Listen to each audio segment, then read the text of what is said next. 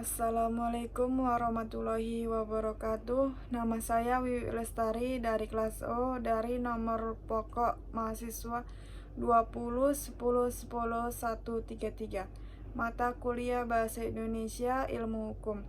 Di sini saya akan menjelaskan beberapa materi yang sudah pernah dibahas di dalam ilmu hukum. Yang pertama, kaidah hukum. Kaidah hukum merupakan kata-kata yang terurai dalam kalimat sastra umum yang bersifat menyatakan perasaan atau pikiran yang mungkin menunjukkan sebab dan akibat dari apa yang dialami.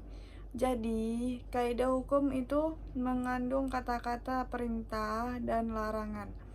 Apa yang mesti dilakukan dan apa yang tidak mesti dilakukan. Tidak sedikit yang mengandung paksaan. Kaidah hukum bukan hanya berbentuk perundangan yang berwujud bahasa tulisan, tetapi juga berwujud bahasa lisan, bahasa yang tidak tertulis dalam bentuk perundangan, seperti yang terdapat dalam hukum adat atau hukum kebiasaan. Misalnya di dalam bagian umum penjelasan Undang-Undang Dasar 1945 yang berbunyi, yang sangat penting dalam pemerintahan dan dalam hal hidupnya negara ialah semangat. Semangat para pejuang negara, semangat para pemimpin negara pemerintahan, meskipun dibikinnya perundangan Undang-Undang Dasar yang memiliki. Apabila semangat para penyelenggara, para pemimpin pemerintahan itu bersifat perseorangan, Undang-Undang Dasar tadi tentu tidak ada artinya dalam praktek. Kemudian, fiksi hukum. Dalam ilmu hukum pengetahuan sering menggunakan istilah-istilah yang fiktif atau khayal.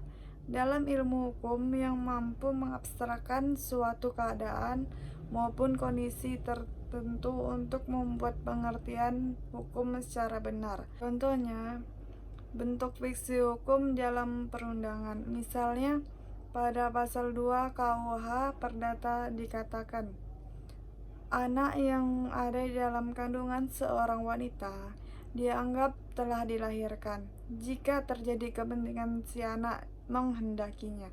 Selanjutnya, pembentukan hukum. Pembentukan hukum sangat luas maknanya.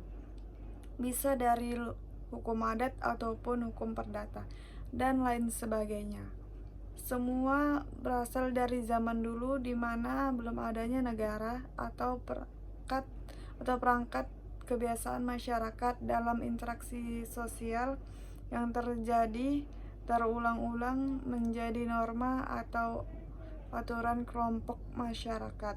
Sebelumnya, adanya negara-negara seiringnya perkembangan zaman harus ditetapkan secara resmi untuk mengatur pola masyarakat dalam negara agar damai dan tentram, yaitu seperti hukum material.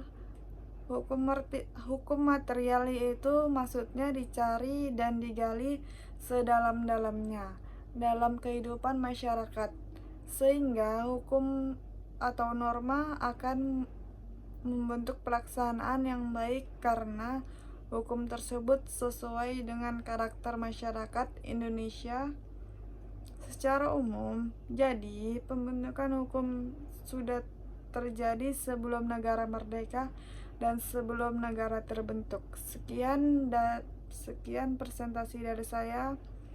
Wabillahi taufiq walhidayah. Wassalamualaikum warahmatullahi wabarakatuh.